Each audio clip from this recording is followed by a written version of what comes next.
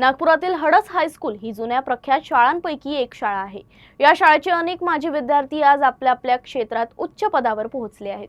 शाळेप्रती कृतज्ञता व्यक्त करण्यासाठी आणि शाळेतील विद्यमान विद्यार्थ्यांना आणखी चांगल्या सुविधा मिळाव्यात या हेतूने शाळेतील 3 माजी विद्यार्थ्यांनी शाळेच्या लिबरल एज्युकेशन सोसायटीला प्रत्येकी 10 लाखांची देणगी दिली।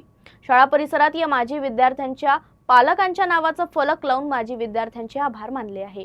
एका छोटेखानी कार्यक्रमाच्या माध्यमातून या फलकाचे लोकार्पण करण्यात आले।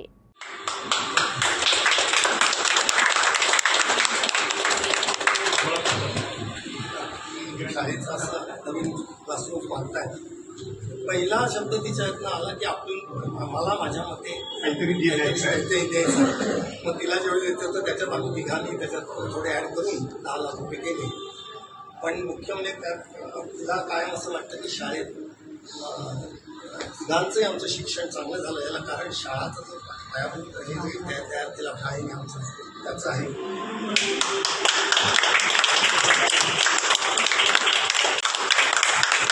Hemant Urdhvareshe and Rashmi Urdhvareshe have donated 10 lakhs to Liberal Education Society, and we are displaying this.